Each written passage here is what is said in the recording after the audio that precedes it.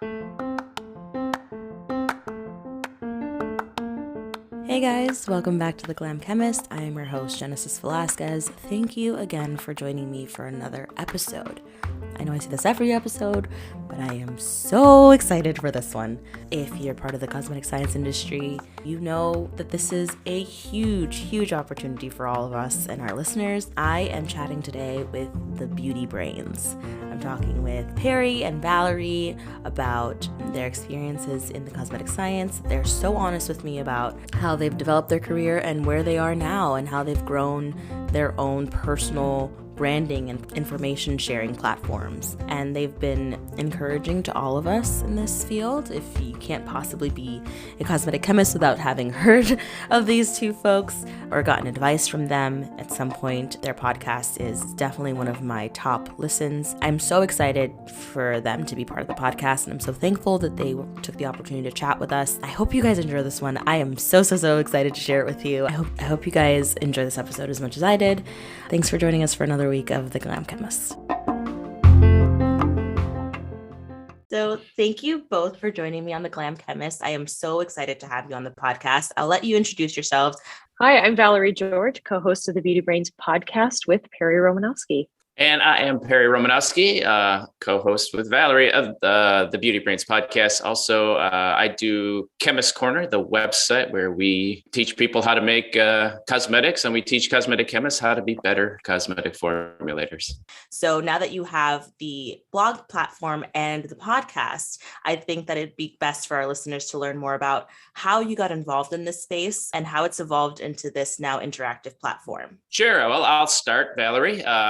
I always had an interest in science growing up. And when I got to college, I really didn't know what I wanted to do.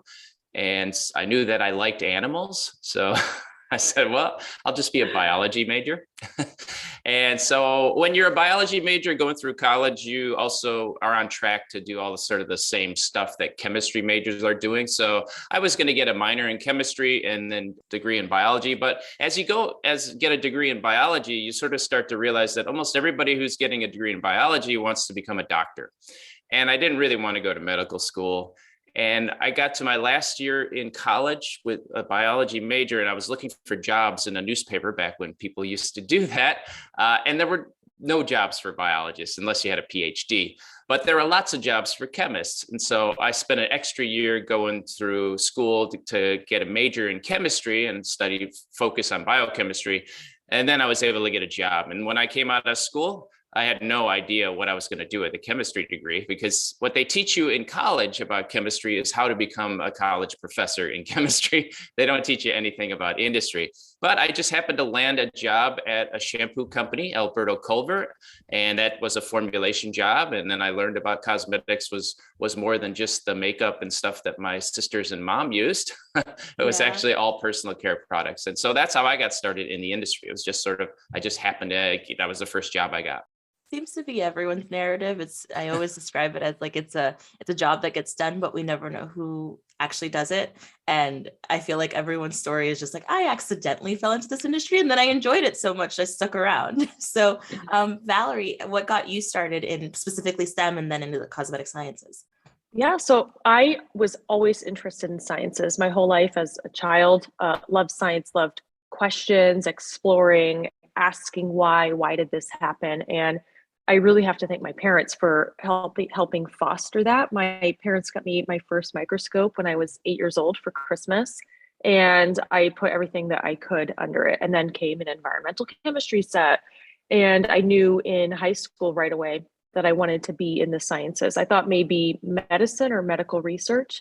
And once I got into college and started majoring in chemistry, I transferred over to biochemistry, because really biochemistry is the best of both worlds. You get a lot of chemistry focus and then you get a lot of biology focus to supplement it as well. I wasn't sure what I was going to do after graduation, ended up going to grad school with a focus in biomedical sciences, biotechnology, and ended up hating it and had a horrible winter where I was living in West Virginia.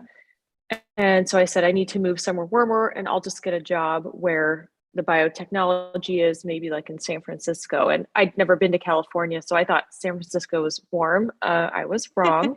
It was so cold when I went to visit in January to look for work and a place to live. So I said, I'll go down to LA for the weekend. I'll never be back in California again. And LA was having a warm streak, and it was 80 degrees plus in LA the weekend I came down. And I thought, this is what I'm talking about, the warmth. So I started looking for jobs and noticed a lot of cosmetic companies were hiring. And I thought, wow, I can get paid to make lipstick for a living. And I was hooked. It never occurred to me chemists are responsible for formulating or making products. And that's how I got in. That brings us into how you guys decided to begin a platform where you started sharing that information and education. Well, I got into one of the things that I could have gone into in college was computers, but it was just a hobby for me. I learned machine language just as a hobby. So I didn't want this as a career. So I always had an interest in computers. And back when I started writing a column about beginning cosmetic chemistry, which for all you read Cosmetics and Toiletries magazine, all you read publishing. And those got eventually turned into a textbook called Beginning Cosmetic Chemistry. That textbook sort of gave me the opportunity to start teaching people how to formulate. So I had a live course on formulating through the Society of Cosmetic Chemists. And then when the ideas of blogging came around, that was probably around 2004. My friend and I thought, well, we could just do this cosmetic chemistry thing, but to the general public through a blog. And so that's how the Beauty Brains was kind of born. I started it while I was working at a company. Now, when you work in corporate America, you do not have all your freedoms to say whatever you want. You do not, no. Exactly.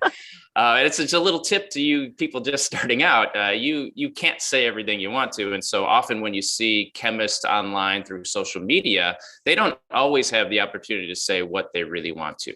And it's been true forever if you're working for corporate America. So when we started the blog, The Beauty Brains, we knew that we couldn't use our real names because our company would never have allowed that.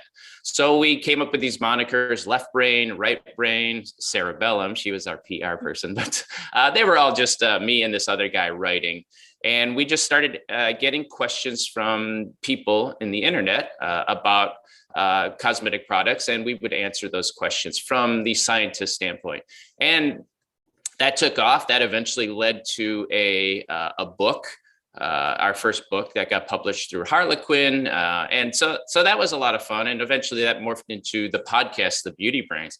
Now, along with that, I left my job because The Beauty Brains started to make enough money to cover my bills. And, I was working at a company for 17 years, always a little disappointed in myself that I didn't do something on my own. So after 17 years, I sort of left and started my own thing. And that's when Chemists Corner started. And Chemists Corner was really more focused rather than on the Beauty Brains is focused on the general public, educating the general public. Chemists Corner is really focused on educating people interested in formulating cosmetics. So it's sort of a more narrow audience. And so that's how that got started. It feels really good. And I know Perry feels this way too, just to be able to help people and share our knowledge. Really sharing knowledge and mentoring other people and helping people find their path really is rewarding in the industry. And that's, I think, why we like to do it. It's why we actually don't even monetize our own podcast, The Beauty Brains. We keep it ad free. And we do have a Patreon account now to help fund some of the basic costs. It costs a little money to have a website and my shoe buying habit too. Yeah. Editing software is expensive. Yeah. I'm learning that as well. My product habit. Yeah. It's not free, but we wanted to keep it unbiased and really share our knowledge and insights with people in a way that makes them feel like they can trust us because we haven't been bought. How did the two of you find each other and then start working on Beauty Brains? Social media. Yeah, really? Yeah. I love that. Yeah. She was, we met online. I knew her through the LA Hobo on Twitter. So. Yeah. That's so cool. Yeah. And so, we always stayed connected online, and Perry came to Los Angeles, that's where I live, to do a talk on how to be a cosmetic chemist on social media, something like that. And because we were online friends, we took a picture after the show, stayed in touch over the years. And then we ran into each other at a trade show in Las Vegas. And Perry, was talking about the beauty brains and how, the former host had left the show and I'm going to let it go. And it was like, why don't we do the beauty brains? And that's how we got on the show together. That's how we got restarted. Yeah.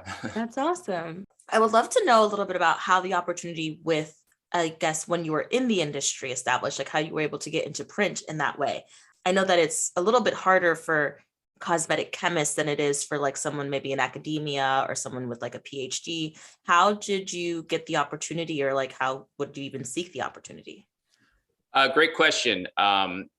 If you want to get into print in the cosmetic industry, there are some opportunities, and Valerie is actually taking advantage of one of those opportunities now. There are things called trade magazines, and trade magazines, they don't usually pay you much. Sometimes they don't pay you anything, but sometimes they pay you.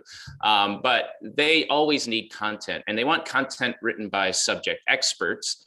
And usually that's got to be people in the industry. So there are a number of industry magazines that you can offer to write articles for. And once you sort of get known as a person who writes a good article, more opportunities come to you. Valerie, like I mentioned, Valerie, you just started an article.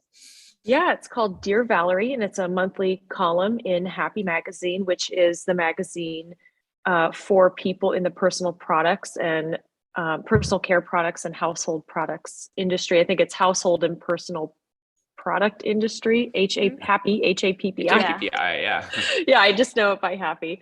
But I have a monthly column that is for really the beginning formulator, or even the novice formulator, to answer people's formulation questions and break down ingredient technologies and what I would do in certain manufacturing situations. And that's just based on a culmination of my experience working for an extremely large brand in a multitude of capacities. So that actually brings us into the next question really nicely. So your information and your different platforms provide important information regarding education, but then also mentorships for entrepreneurs. So I guess your Dear Valerie is a great place for, we've dubbed like kitchen chemists that are now getting into the industry and getting certifications and going for education. But I know that they go to these specific resources with very intricate and specific questions. What kind of advice would you give an entrepreneur to either find those resources or find a mentor?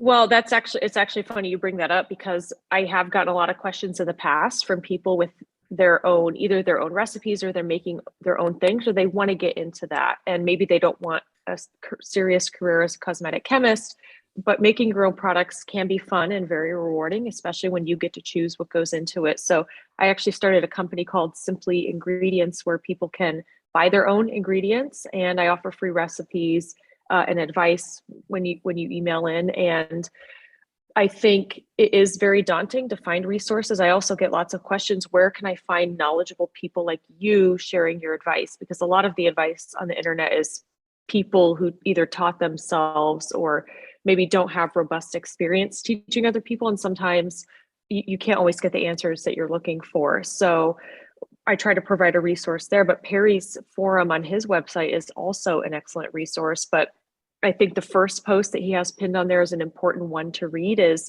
how to respect the forum and respect other people sharing information with you, because it shouldn't be a one-way street.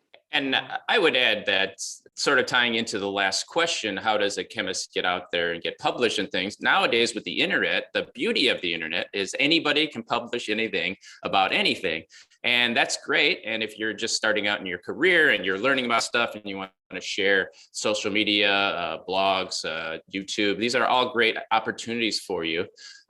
But it's also an opportunity for someone who doesn't know anything to publish whatever they want to. It's a double-edged sword. Yeah, exactly. So if you're seeking information, I think one of the most important things to do is to look at who is sharing the information. They should have some science background is always encouraged. There are a lot of people who share information where everything they did is they took an online course. They learned from somebody who created a course that might have not known anything about formulating either. And that's just sort of the blind leading the blind. So I think when you're looking for sources online, look into the background of the people that are creating the content. That's not to say that all content on there by people who don't have backgrounds in chemistry or formulating is bad. It's not true. It's just the less reliable things. And there's even some so-called experts, people who have backgrounds who pass bad information because maybe they're somehow they're benefiting through the sale of you believing that information. That's one of the challenges of, say, starting a cosmetic brand, as a lot of cosmetic chemists think that they want to do. But marketing and being a scientist are often conflicting things. And there's a lot of, in the industry, when you're working as a scientist in the industry, you'll often clash with the marketing people who want to say something. And you as a scientist know, well, that's not exactly true, but it does sell products better. So there's always that tension there. And that's why it's so hard for a chemist, person with a science mindset, to start their own brand, because you have to sort of check your scientific credentials at the door if you want to do a good marketing story. At least that's always been my opinion. Yeah.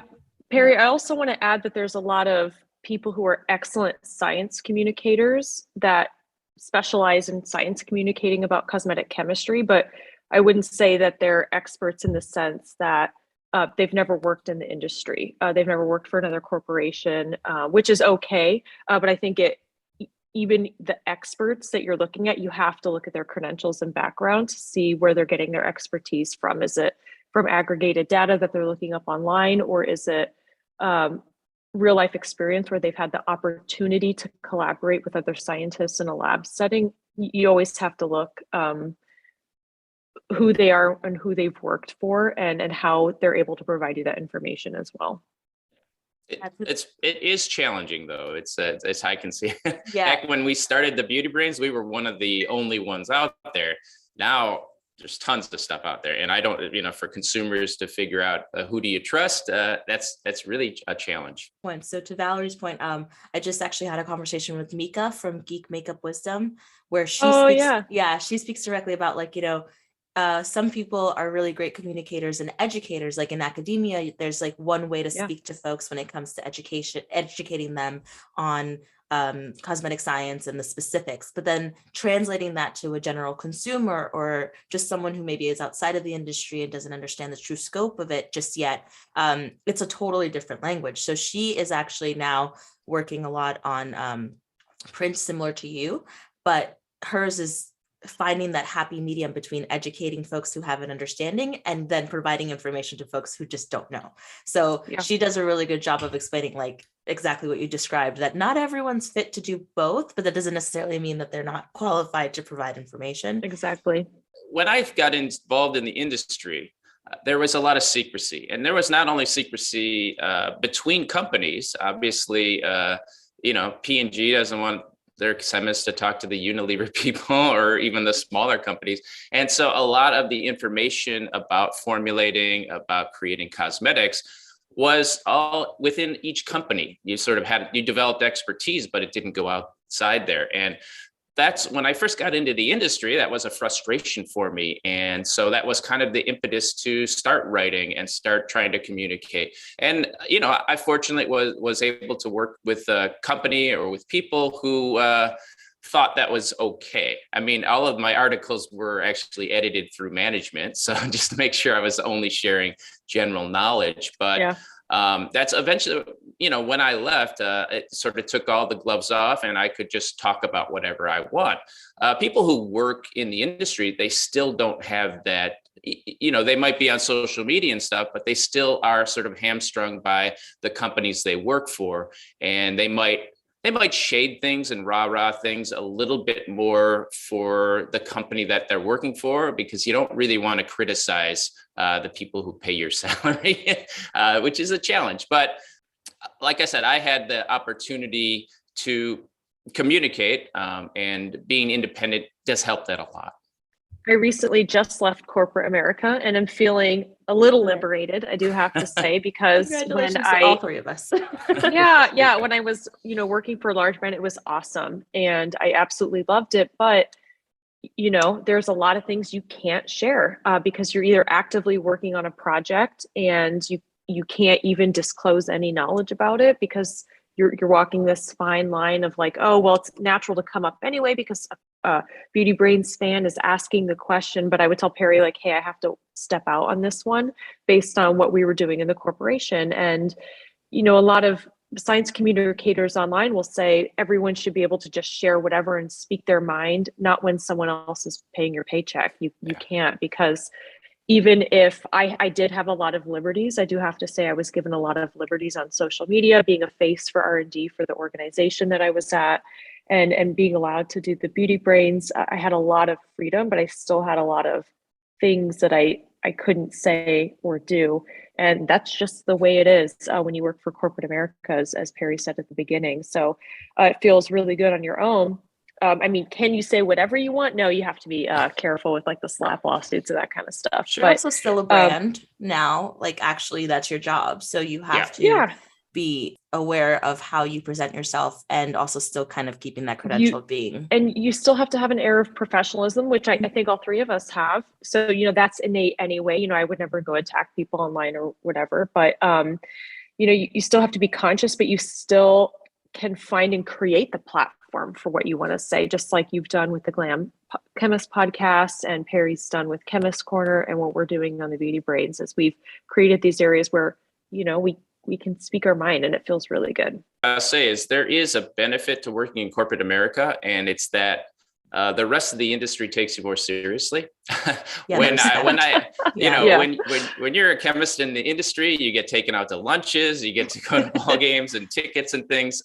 When you're out on your own, they're like, oh, you're still in this industry. So there is a challenge when you're out on your own, but you also have the opportunity to take things. When I left the Beauty Brains, when I left corporate America to sort of focus on the Beauty Brains and Chemists Corner, one of the challenges that we had was that a reporter from the New York Times would read something that the Beauty Brains wrote, and they wanted to get a comment in a story that they were writing, which was great. But the problem was I couldn't use my name. And so the New York Times doesn't want to say, oh, Left Brain from the Beauty Brains says this. They wanted a real name.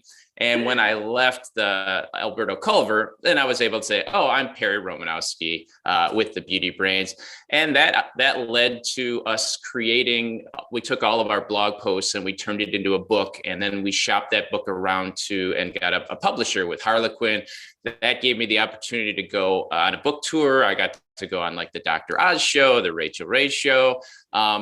There was a time I got to go on the Tonight Show, which if I had a regular job, because they called me on a Tuesday, said, we want you to be out here on Thursday. If I had a regular job, I couldn't have just took the day off, but being independent, I could go on that opportunity. I was able to travel and speak at conferences in China and Australia. And these are all things that would have had gone through my bosses, but being independent and having created this platform allowed me to keep my name out there and get these opportunities. Folks are creating their own opportunities in this space and also supplementing their income or supplementing their resume by providing either education or attending conferences as an independent resource, which is really great given that I think in the past you were kind of tethered to your brand, to the actual company name. So you were a formulator for, or you were writing on behalf of. And so now you get to speak independently and provide resources independently, which has been awesome to see, like even in magazines now, and like you said, on television, seeing them bring a cosmetic chemist or a chemist or someone who specifically works in the space or provides raw materials or whatever it is, and them providing information separately has been so cool and kind of helps me geek out as a person just getting started. Like, it's just great to see that we're being respected in a different way, I feel. Valerie mentioned it was something that wasn't even on our radar when we were in our education and academia. So it feels more validating is what I'm trying to say. Valerie, what kind of opportunities have come? Obviously happy, and now you have your column, but what other opportunities have come from being an independent resource now? Well, I just left corporate America, so none yet. We'll see what comes my way. It's very new. I took some time off and have just kind of, come out of the cocoon March 1st. So we'll see what comes my way, but I'm a very busy, active person. Even when I was at corporate America, I took speaking engagements outside of what I did for the company I worked for. I have some more speaking engagements coming up And it just feels really good. If I want to go to In Cosmetics, which is an awesome ingredient show in Paris, I'm going to go to In Cosmetics. And I have, great connections in the industry. One thing that is really important is to learn how to navigate, maintain, and respect relationships amongst other people within the industry that you're networking with, including raw material suppliers and researchers at other organizations and other chemists. So I'm still well connected, not very isolated, and I'm looking forward to what's coming. Well, you also started your business too, which is a separate resource, which is exciting. I mean, I work mostly with independent beauty brands, and I know that finding materials and resources at a smaller scale is a big deal. So even having that resource allows even more opportunity for folks to get into this space.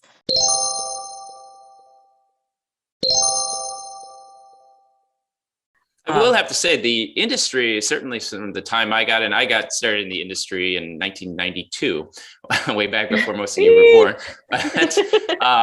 But at the time, it was true that it was certainly a male-dominated industry, especially in R&D. And in fact, it was funny. I started working at a hair care company, and the guy who ran the company was completely bald. I always thought that was funny. So, but over time, that has certainly changed, and certainly has changed within the last 10 years. When you go to conferences and trade shows, it used to be mostly men. Now there's now I would say there's mostly women that are there. So that has, I think that's a positive change in the industry.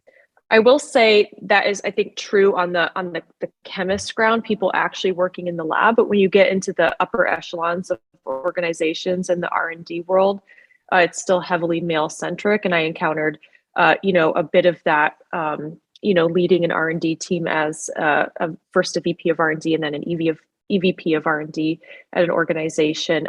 Not a lot of women at that level. So I think there's a lot to go in that way. And I think because of the success women are finding as chemists in the lab, I think there'll be more opportunity as time evolves for them to grow as well, hopefully.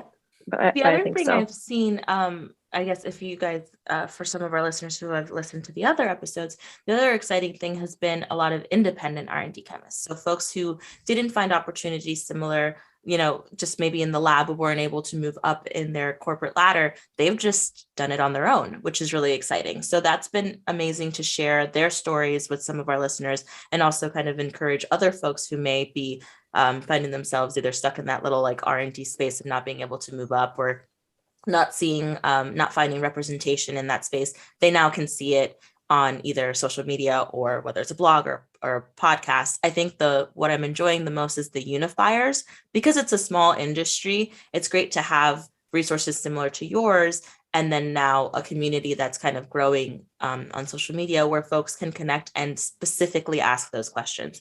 How do I get involved? What schools apply? What schools can I attend? What kind of resources can I reach out to? All of these things that in academia I personally didn't have access to unless I found myself into this community. So it's been really cool to have also other women, and for me specifically, other women of color, reach out and say, well, have you seen this resource? Have you talked to this specific person? Because it's really cool to now have all of these people going independent and then being free to address those questions similar to the way you guys have. What are your continued goals for your respective platforms? I think our goal for the Beauty Brains is to continue to add value to people's lives as they are bombarded by brands with marketing objectives to push products on people, as they're learning about products on their own and coming into all these resources online that maybe are good, maybe are not, that didn't exist before. I think we want to continue to be the leading valued resource for people in helping understand the science behind their beauty products, and to continue to do that on an ad-free basis. Yeah, we'd love to make people smarter about their beauty product purchases. It really pains me to see people, buying into stories where I think, they're just being tricked. But it's, if you're going to buy a product, buy it because you like it, not because you were tricked into buying it because you got scared of some chemical that somebody else is using, or there's some new special technology that doesn't really do anything, but it makes you think it is. So just making smarter consumers. And as long as we keep getting questions, we're going to keep doing the show. I love that. What advice would you give some of your listeners when they're seeking job opportunities in this space? I did a lot of hiring in my former role as a leader in an R&D organization. And I do have to say networking is the number one thing. A lot of resumes have come across my desk, and it's very difficult to hire people on a piece of paper. And when you know someone or someone has been referred to you by someone that you know and trust, it's a lot easier to kind of trim the pile of resumes that you have and look at qualified candidates that have some kind of relationship to you, even through a second or third degree. A lot of people can look really good on paper. A lot of people can look really bad on paper, and they're actually great chemists. And on the contrary, if you look good on paper, you might not be the best fit for the role. So it's important to network, meet people. You could do that through the Society of Cosmetic Chemists, which is our industry organization that is dedicated to the advancement of cosmetic science. There's 19 chapters across the United States and Canada. And that really is the best way to get to know not only chemists working in the industry, but I say even better, the raw material suppliers and the salespeople working in the industry, because they know all the chemists. So they know who's hiring and what good companies are to work for and that kind of stuff. And those are the people that can vouch for you in that space. The other piece is when you are applying for a job, don't BS your resume. It's very easy to read through what you really know based on your experience. Don't overinflate yourself. It sometimes feels like that's what you want to do to get to the job. But, you know, I can tell that if you only have 1 year experience at a company, you are not that you're not capable, but that if I'm looking for a more senior person and you only have 1 year ever in the industry, you probably can't do a lot of the things that I'm looking for. And so even if maybe you are an awesome candidate, I would just set that resume aside. So just be really straightforward about what your real experience is and then what you're looking for. I would echo those sentiments about networking. It's so important to meet people. Society of Cosmetic Chemists is a great place to do that. Now, online meeting people, I would say if you're serious about getting a job in the industry, create a LinkedIn profile. And also, and try to connect with people in the companies. When you're looking for a job, it's helpful to know what you want to do. Now, I was lucky I got out of school. I didn't know what I wanted to do. But back then, there also weren't a lot of chemists around Chicagoland area looking for jobs when I came out. And so I just stumbled into it. But if I had a better job of like, what was my career goal? What was I trying to accomplish? That would have been really helpful in me, you know, instead of getting a career that was sort of developed for me because of how the winds blew. I could have crafted my career a little better. Now, I like how things all ended up, but that was just kind of lucky.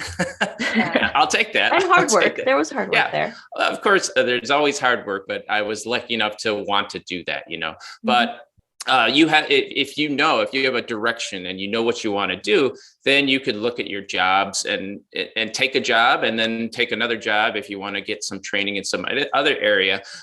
One of the things that I never had the attitude until later on in life was that, you know, I got a job and I was working for that company and they paid me a salary and I had some specific loyalty to that. But companies don't really have much loyalty to you when they're looking to get bought out and stuff. So you should always remember, even if you have a salary and you're working at a job, you're always working for yourself. And you should always be looking for those other opportunities for your own career growth. Don't wait for your manager to say, okay, you put in this time and now you're ready to be promoted. If you want to be promoted, you can go out and find that opportunity yourself or now create it. I will also offer the advice, if you can't create those opportunities yourself, you can start publishing stuff online and developing some reputation of some expertise in some specific area online. You can become, you know, there aren't a lot of people that are like, who is the surfactant expert? And you could really get deep into this one area. And then even if you don't have experience working for a company, you can demonstrate it with a publication or something that you produced online as being at least knowledgeable in this area. And it's always careful to remember that anything you publish online is going to be looked at later on by a potential employer. So, always be nice. Things to consider. That's really sound advice. And the one thing I've learned from myself applying into this industry is if you're honest, most R&D leads are really receptive to educating and teaching you too. Mm-hmm. If you have the interest in developing a specific skill, but you don't necessarily have it just yet, I've been lucky enough to have R&D leads that have been really receptive to understanding, like, okay, you may not know this right now, but you're really interested in and really eager to learn. So we're going to take you in and help you establish these skills. So the industry is really kind in that way. At least I've experienced it, that if you don't know it, just be honest. And most times, you can find someone who's receptive to either teaching you how or helping you find the resources to learn how. So you don't necessarily have to like lie your way into a position. You could just kind of work your way through it. Cosmetic science is also it's a big subject. There's chemistry, of course. There's biology, there's psychology, and there are a variety of products, hair care, skin care, over-the-counter drugs. It's hard for anybody to know everything, right? Mm-hmm. And some people will try to pretend like they're expert at everything, but they're very shallow in things. And so if you don't know something in one area, you might know a lot more than even someone with a lot more years experience in some other areas. So never be afraid to say, hey, I just don't know that specific area. To our listeners, and I want to thank you guys for joining me. I appreciate your time. I appreciate you chatting with me. This is like the highlight of my month. I'm so excited to have chatted with you both because you both have influenced me, unbeknownst to you, to really succeed in this industry and go back to your resources whenever I needed information and it wasn't available for me. I'm lucky to be in the Northeast, but there were times that I didn't even know where to start for certain things. So having your resources available have been a nice little support that I didn't have otherwise. So I do want to thank you both for having your platforms on behalf of myself and our listeners and everyone who uses your platforms. I'm really, really excited that you're here. I am going to start rounding out. So the only thing that we have left is I always ask folks the same two questions. The first one is, what is the best piece of advice you would give your undergraduate self? Oh gosh. It's a long time ago. So yeah, you take that one, Perry. Here's the first bit of advice that I would tell my old self is if you're going to get a job in industry or really even start your own thing, one of the things you really have to understand, this has just been my experience, is that being technically smart is sometimes a handicap. If you want to succeed in a career and you want to get things done, you've got to get good at soft skills. The soft skills of getting along with people, learning how to convince people to work with you and do things. And being the smartest person in the room might make you feel good, but it makes a lot of people not like you. So work on work on being likable, not really smart. Because like I said, being the smartest person in the room is sometimes a handicap when you're working at a corporation. That's not a thing. Like when I got out of school, I thought, if I'm just smarter, if I knew more, everyone's going to like that. And it's just not true when you're working at a job. Yeah, it can be daunting for a lot of people to be near you. And I think that's part of being a scientist as well.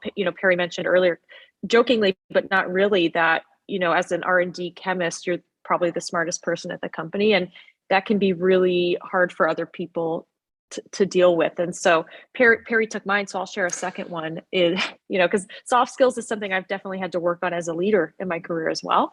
But I would say it's okay to fail in the company that you're at. And that is because it takes a long time for you to figure out what kind of worker you are and for you to figure out what kind of corporation you would best thrive at. And it's okay if you're at a job and you hate it.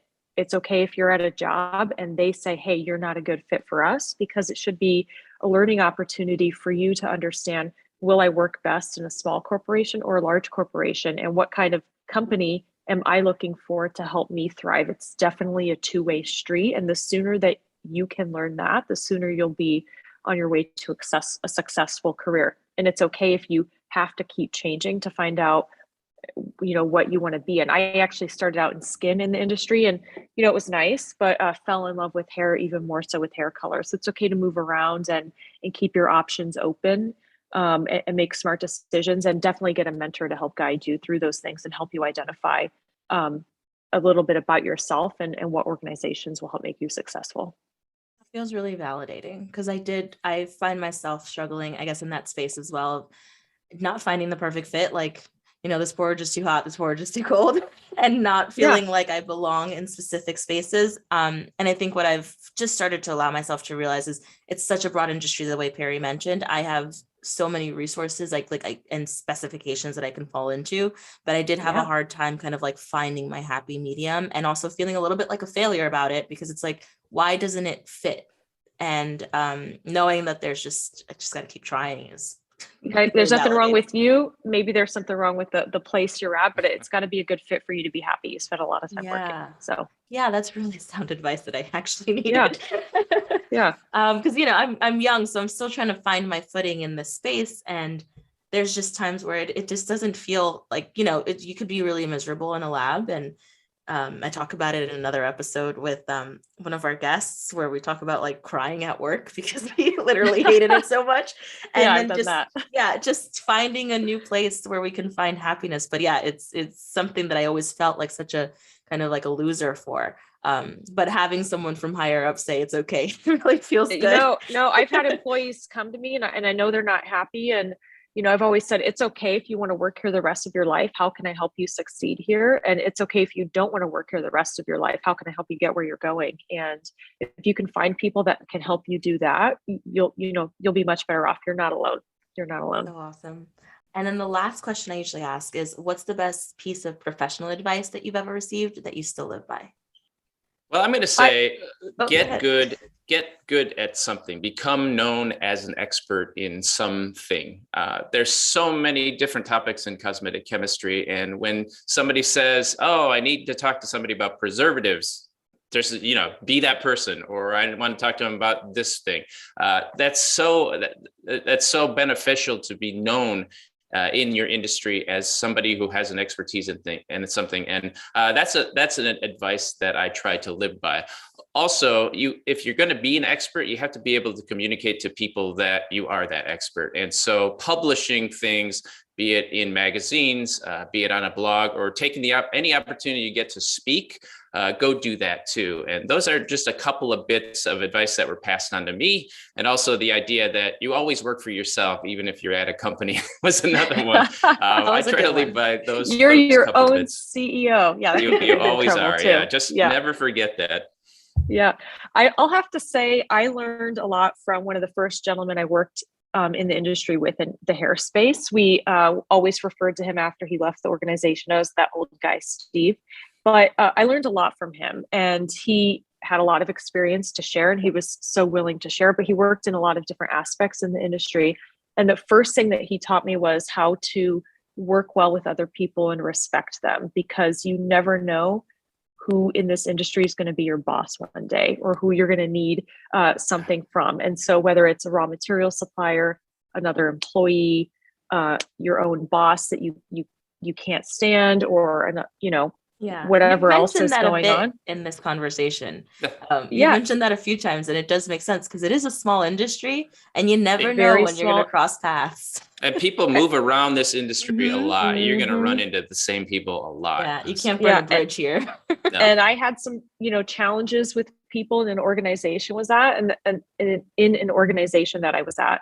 And then one day I was their boss, and it, can kind of make for an uncomfortable situation. So just treat everyone with kindness and respect, and learn professional sayings that you need to say to keep situations at peace or move along. But I think by doing that, you'll have good connections, wherever you end up, and you'll be well respected for that. So treat everyone kindly.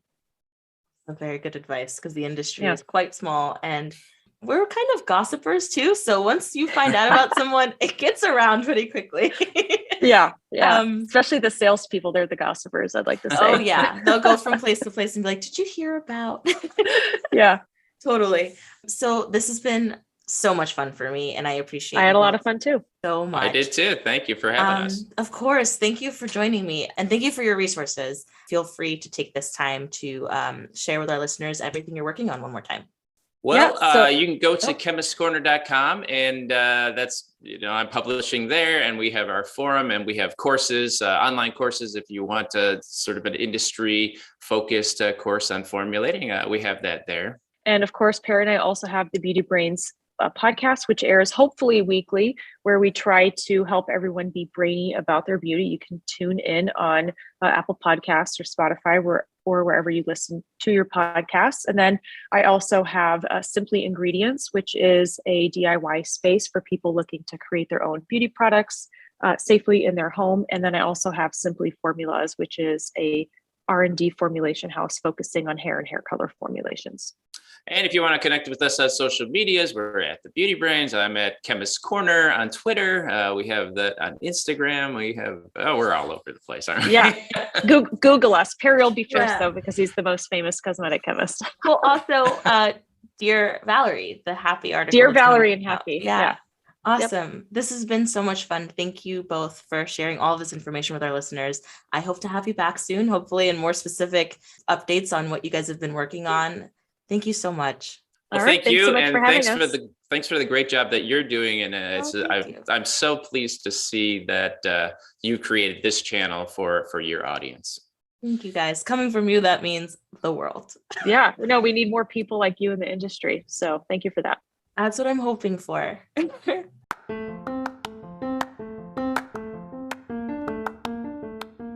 Excuse me while I still am freaking out about that episode. It was so much fun to chat with Perry and Valerie. I am so lucky that they took the opportunity to chat with me and share with these listeners all the information that they did. I am still on cloud 9. Having them say those kind words at the end mean everything to me as a person in this industry. I'm so thankful to all of you, all of our listeners who have made this platform what it is today and having it growing the way it's been growing. Thank you so much for listening in. Be sure to subscribe to our podcast on Spotify, Google Podcasts, Apple Podcasts, and most of wherever you find podcasts. Be sure to like and comment on this episode. Tell us what you thought of it. Share it with your friends. Be sure to follow us on social media at The Glam Chemist. Our website is in the works, but it will be live soon. It's theglamchemist.com. I hope to grow this platform into a YouTube channel so that we can start sharing some of the videos with our guests. So definitely look out for that. Be sure to follow us on social media to get any updates. Thank you guys so much for being listeners. Definitely let us know who you would like to hear next on the podcast. We have a couple of amazing guests coming up, folks to get on here. But if there's anyone that you would like to feature on the podcast, be sure to send us an email or tag them in our social media. Thank you guys for joining us. See you next week.